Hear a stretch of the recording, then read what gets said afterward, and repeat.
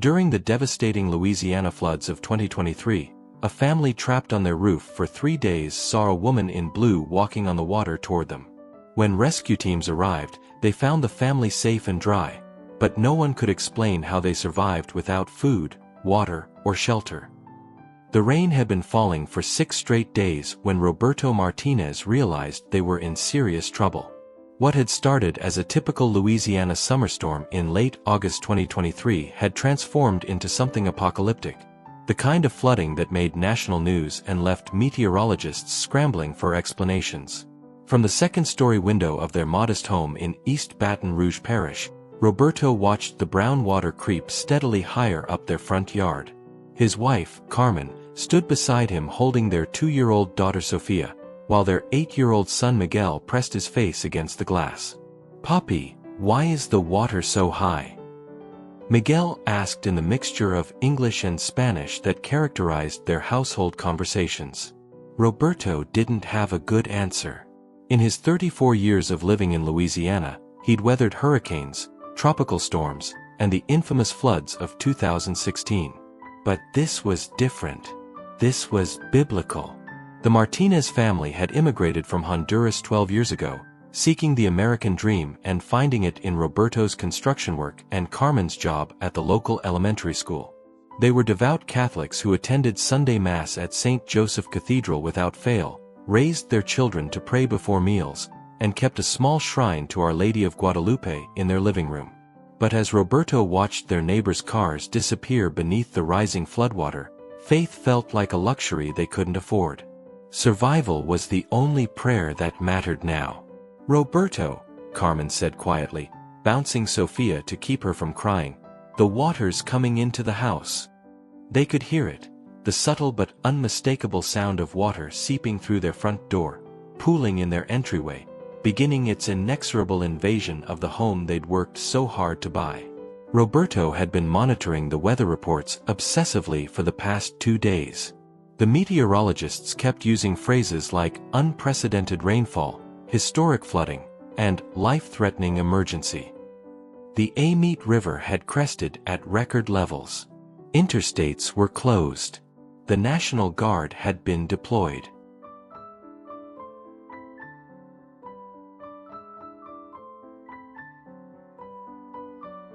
And they were trapped. Their 2015 Honda Civic had been underwater since yesterday morning. The neighbor's pickup truck, their backup evacuation plan, had floated away during the night, coming to rest upside down against a telephone pole 3 houses down. "We need to get to the attic," Roberto said, trying to keep the panic out of his voice for the children's sake. "Now." Carmen's eyes widened with fear, but she nodded. They'd talked about this scenario.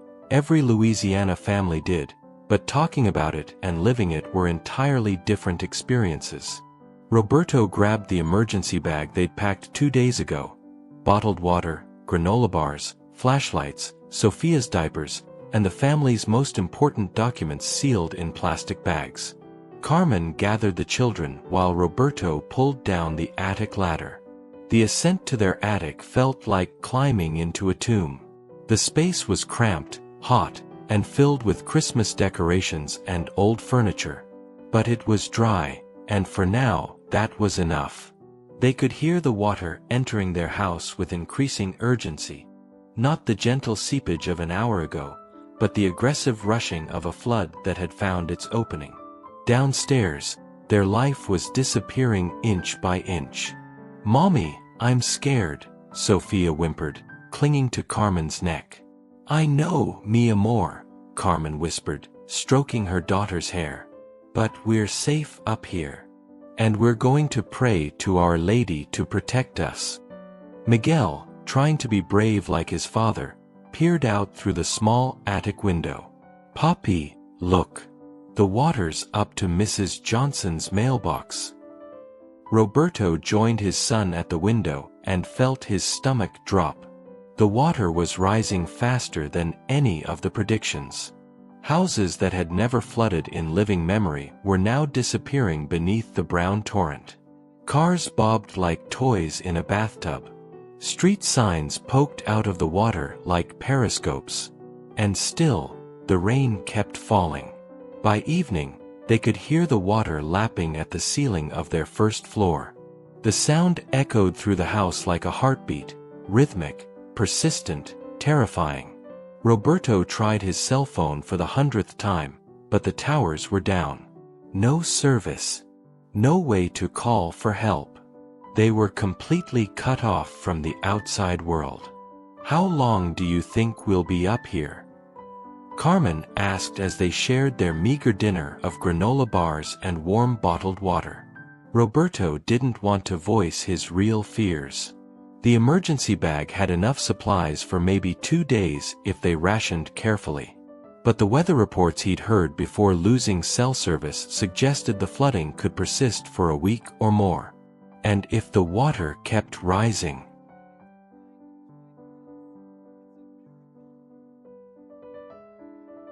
"Not long," he lied.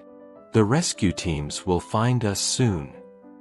But as the first night in the attic stretched on, with Sofia crying intermittently and Miguel asking questions Roberto couldn't answer, he began to wonder if anyone even knew they were there. The second day brought no relief. If anything, the situation had worsened. The water was now lapping at the attic floor, seeping through cracks and making everything damp. Their small supply of bottled water was dwindling. The granola bars were gone. And still, no rescue teams. Roberto spent hours at the small attic window, watching for boats, helicopters, any sign that help was coming. Occasionally he'd see a Coast Guard helicopter in the distance, but they always seemed to be heading somewhere else, towards some other emergency that was apparently more urgent than the Martinez family trapped in their flooding home. "I'm hungry, Poppy," Miguel said on the morning of the third day, his voice small and tired. Roberto's heart broke.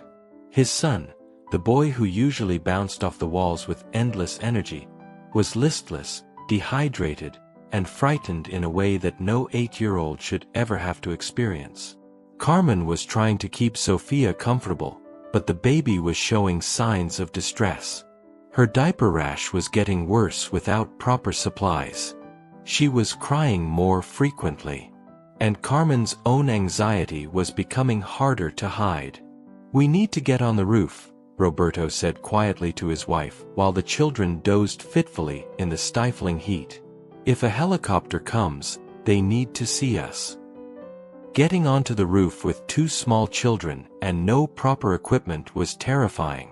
Roberto used a hammer from his toolbox to break through the roof shingles, creating an opening just large enough for them to squeeze through. The view from their rooftop was like looking at the end of the world. Their neighborhood, the quiet suburban streets where their children had learned to ride bikes, where Carmen had planted a small garden, where they'd hosted backyard barbecues with friends, was gone. In its place was an endless expanse of muddy water dotted with debris, overturned cars, pieces of houses, trees, and objects Roberto couldn't identify. The silence was almost as unsettling as the destruction. No traffic sounds, no lawn mowers, no children playing. Just the gentle lapping of floodwater and the occasional creak of a house settling under the unnatural pressure. "Dios mío," Carmen whispered, clutching Sofia tighter. They made a makeshift shelter on the roof using a tarp Roberto had found in the attic and some lumber from their destroyed fence. It wasn't much, but it provided some protection from the sun and the continuing intermittent rain. The third day passed with agonizing slowness. Roberto waved frantically at every distant helicopter, but none came close. Their water was almost gone. They had no food left. Sofia was becoming dangerously dehydrated, and Miguel was starting to show signs of heat exhaustion.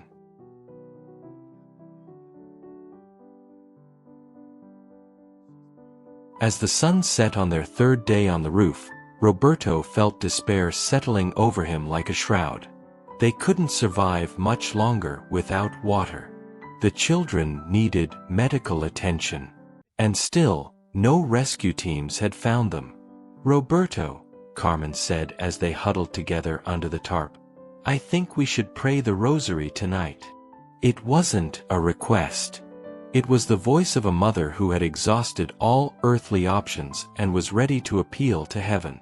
They prayed together in Spanish, their voices barely audible over the sound of the water. Carmen led the familiar prayers while Roberto held Sofia, and Miguel, despite his exhaustion, joined in with the responses he'd learned in Sunday school. Santa Maria, Madre de Dios, ruega por nosotros pecadores, ahora y en la hora de nuestra muerte. As they reached the final decade of the Rosary, Roberto found himself praying with an intensity he'd never experienced before.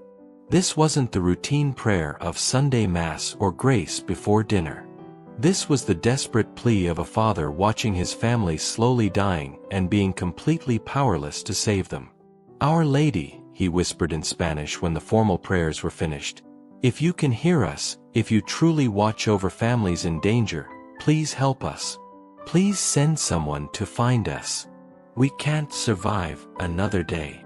The night was pitch black, no streetlights, no house lights, just the oppressive darkness of a world temporarily returned to the water. Roberto tried to stay awake to watch for rescue boats, but exhaustion was winning. He was just beginning to drift off when Miguel tugged on his arm. "Papi," the boy whispered. "There's someone walking out there." Roberto's eyes snapped open. "What do you mean, Mijo?" "Look." Miguel pointed toward the flooded street.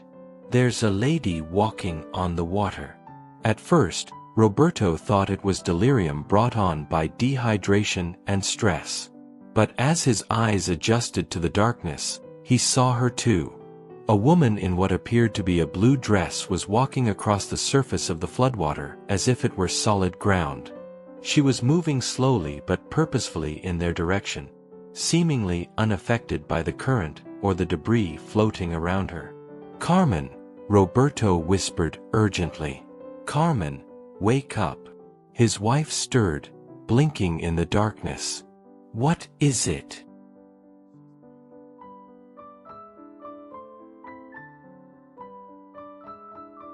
"Look at the water. Tell me what you see." Carmen squinted into the night, and Roberto watched her expression change from confusion to wonder to something approaching awe. "Is that?" she began, but couldn't finish the sentence. The woman in blue continued walking across the floodwater until she was directly in front of their house. Even in the darkness, they could see her clearly, as if she carried her own light. Her face was serene, compassionate, and somehow familiar, though Roberto was certain he'd never seen her before. She looked up at them on the roof and smiled, a smile full of such warmth and reassurance that Roberto immediately felt his panic begin to subside. Then she spoke, and her voice carried clearly across the water despite the distance and the ambient noise of the flood. "Do not be afraid," she said in Spanish. "Help is coming. You will be safe." She raised her hand in a gesture of blessing, and Roberto could swear he felt something change in the air around them, a coolness, a sense of protection, a peace that made no logical sense given their circumstances. "Who are you?" Carmen called out, her voice trembling. The woman in blue smiled again. "I am the mother who never abandons her children in their hour of greatest need." And then, as mysteriously as she had appeared, she began to fade, becoming translucent and then invisible, leaving the Martinez family alone on their rooftop with a message they couldn't fully understand but desperately needed to believe. The rest of the night passed in a strange kind of peace that defied their desperate circumstances. Despite having no food, almost no water, and being stranded on a rooftop in the middle of a historic flood, the Martinez family found themselves able to rest in a way that seemed impossible just hours before. Sofia stopped crying and slept peacefully in Carmen's arms. Miguel, who had been growing increasingly agitated and fearful, curled up next to his father and dozed fitfully, but without the nightmares that had plagued him the previous nights. Even Roberto, who had barely slept since the flooding began, managed a few hours of restorative sleep.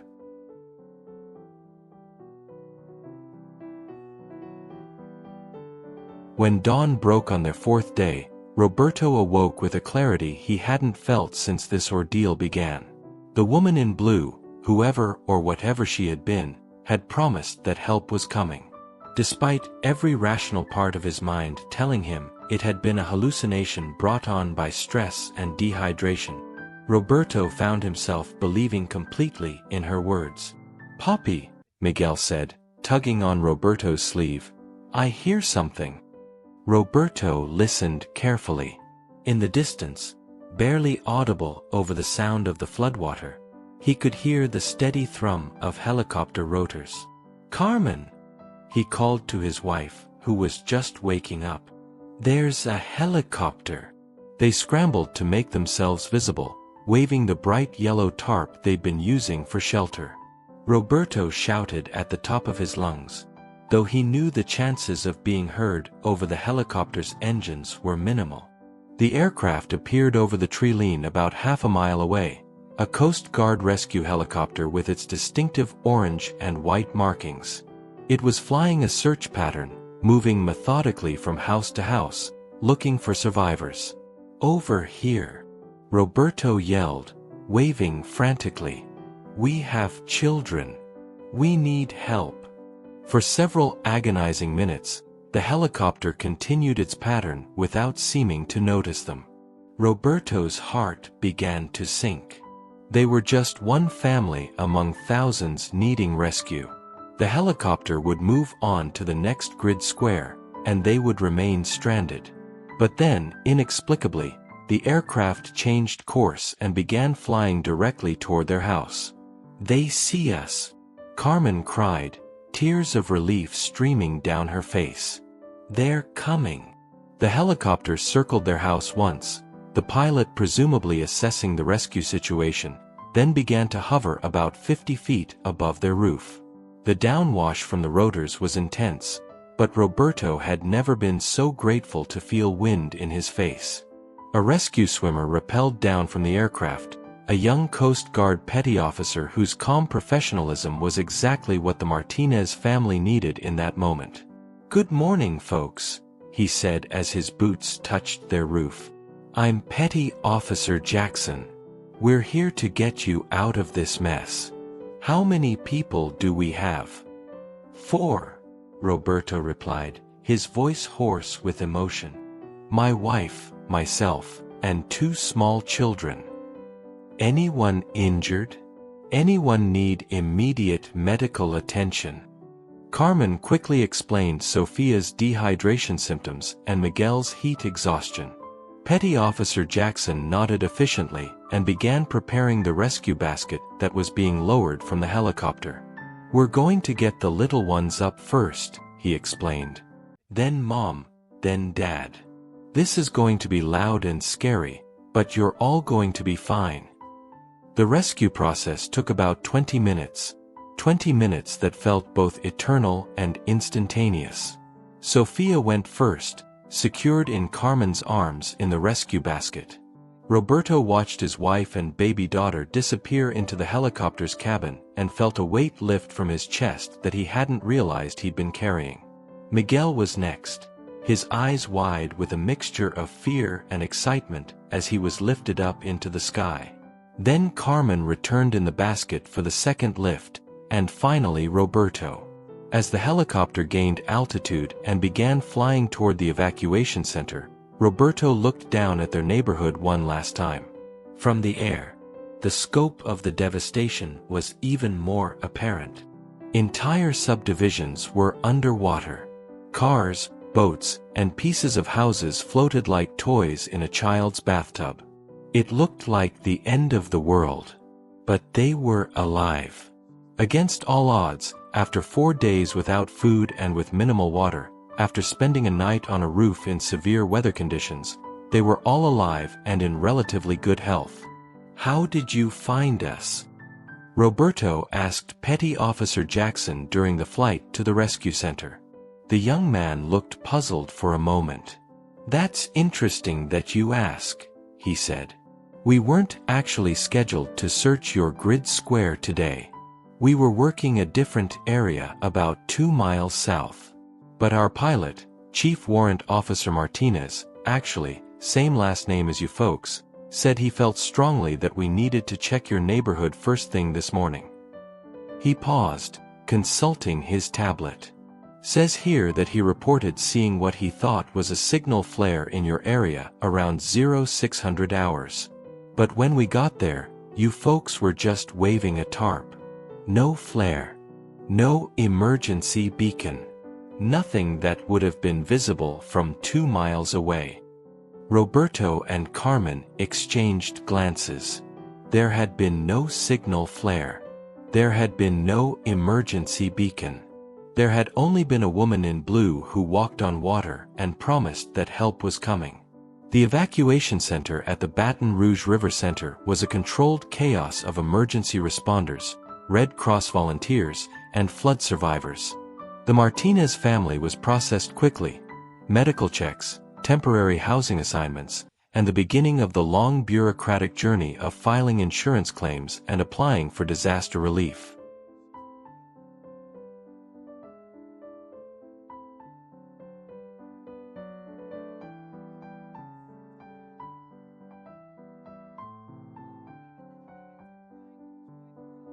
Dr. Sarah Chen, the emergency physician who examined the family, was amazed by their condition. I have to be honest, she told Roberto and Carmen as Sophia received 4 fluids for mild dehydration. I'm surprised how well you all held up. 4 days without adequate food and water, exposure to the elements, the stress of the situation. I would have expected to see much more severe dehydration, possibly heat stroke, certainly more psychological trauma in the children. She shook her head, reviewing their charts. Your vital signs are remarkably stable. Your children seem remarkably resilient. It's like something was protecting you out there. Roberto started to mention the woman in blue, but something held him back. How do you explain to a medical professional that you believe the Virgin Mary walked across floodwater to reassure your family? Instead, he simply said, "We had faith that we would be rescued." The Martinez family spent 3 weeks at the evacuation center while they waited for the floodwater to recede and began the process of rebuilding their lives. Their house was a total loss, everything on the first floor destroyed, the second floor severely damaged, all their possessions either ruined or contaminated. But they were alive, and they were together, and for Roberto and Carmen, that felt like miracle enough. It was during their stay at the evacuation center that Roberto first heard about the other sightings. Mrs. Thompson, an elderly African-American woman whose house had been in the same flood zone, approached Carmen one evening in the center's cafeteria. "Excuse me, honey," she said, "but I heard you talking to someone earlier about seeing a lady in blue during the flood. I hope you don't think I'm crazy, but I saw her too." Carmen's eyes widened. "You did?" "Yes, ma'am. I was trapped in my house for 2 days, water up to my chest in my living room, praying to Jesus to send help. And I looked out my window and saw this beautiful woman in a blue dress walking right across the water like it was dry land. She looked right at me and nodded, like she was saying everything was going to be all right." Mrs. Thompson leaned closer. "And you know what? 2 hours later, my neighbor came by in his boat and got me out. First boat I'd seen in 3 days of flooding." Over the following days, Roberto and Carmen heard similar stories from other flood survivors. A family trapped in their attic who saw a woman in blue standing on their roof in the middle of the night, just hours before rescue teams arrived. A man clinging to a tree who swore he saw a lady in a blue dress walking on the water, pointing rescue boats in his direction. Children separated from their parents who described being comforted by a nice lady in blue, until they were reunited with their families. The stories were remarkably consistent.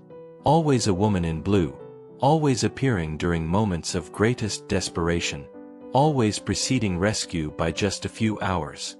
Father Miguel Santos from St. Joseph Cathedral visited the evacuation center regularly to provide spiritual counseling to flood survivors.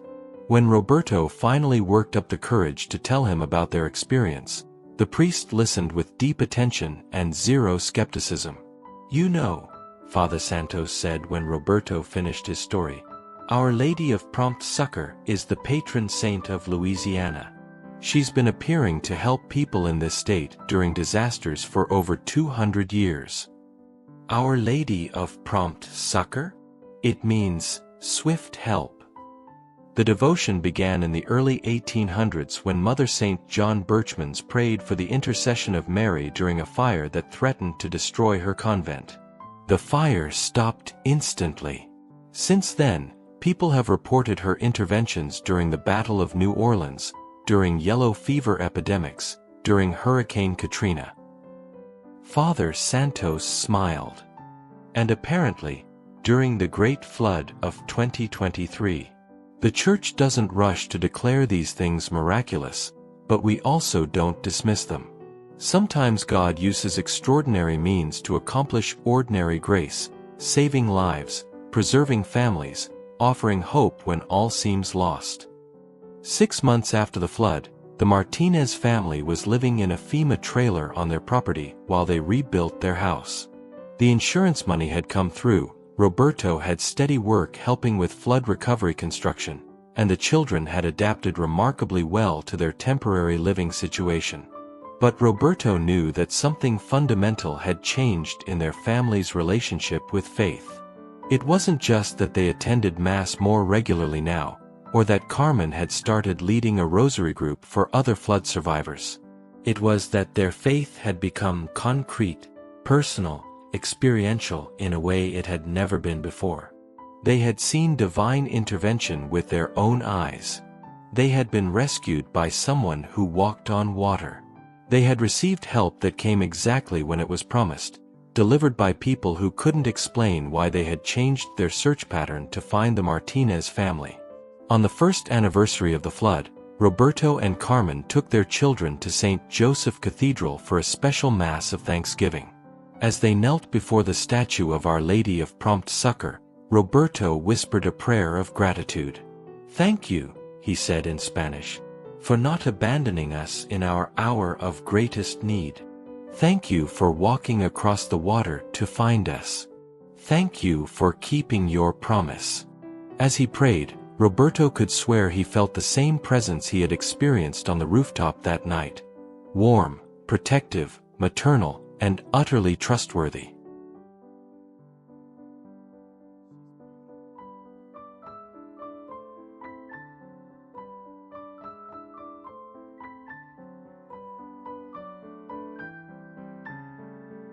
Sophia, now 3 years old, tugged on her father's sleeve.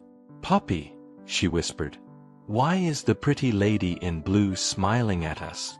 Roberto looked up at the statue, and for just a moment, he could have sworn he saw the carved lips curve in the slightest suggestion of a smile. The same smile he had seen walking across floodwater a year ago. "Because she loves us, Mija," he whispered back. "Because she promised to always take care of us, and she keeps her promises." Today, Roberto Martinez works as a disaster preparedness coordinator for East Baton Rouge Parish, helping families develop emergency plans and understand their evacuation options. Carmen teaches bilingual disaster preparedness classes through the Red Cross. Their children are healthy, happy, and completely untraumatized by their flood experience, something their counselors describe as remarkable and unusual. And in their rebuilt home, in the place of honor in their living room, sits a statue of Our Lady of Prompt Succor, a reminder that sometimes, when all human help fails, divine help walks across the water to find those who need it most. Because some rescues can only be accomplished by those who are not bound by the laws of physics, time, or human limitation. Some promises can only be kept by a mother whose love transcends the natural order itself. The Martinez family learned that during 4 days on a rooftop in the flood of 2023. And they will never forget the woman in blue who walked on water to tell them that help was coming, and who made sure that it did. And there you have it. This incredible story of divine intervention during natural disaster touched your heart, didn't it? The Martinez family proved that when we face impossible circumstances, Our Lady will literally walk on water to bring us hope and rescue, right? If you were moved by this real testimony of how a family trapped on their roof during the Louisiana floods saw the Virgin Mary walking on water and received miraculous rescue just hours after her promise, hit that like button below. It really helps me continue sharing these stories that show Our Lady's powerful protection during our darkest hours. If you're not subscribed yet, subscribe now and hit that notification bell. Every week there's a new testimony that will renew your faith that the Virgin Mary never abandons families in crisis and will move heaven and earth to save those who call on her. And don't forget to check out our store in the first pinned comment. We have amazing Christian products, including the 365-day devotional, perfect for strengthening your relationship with Jesus and understanding Our Lady's role as our protector in times of disaster. Tell us in the comments. Have you ever experienced divine intervention during a natural disaster? Do you believe Our Lady of Prompt Succor still appears to help families in crisis? And if you also believe in Mary's miraculous protection during emergencies, write, Our Lady walks on water. Declare your faith in her power over nature itself. Share this video with families preparing for hurricane season, with anyone facing natural disasters, with those who need to know that when all human help fails, Our Lady will find a way to reach us. Thanks for watching until the end. May Our Lady of Prompt Succor bless your family and keep you safe during every storm life brings. See you in the next testimony.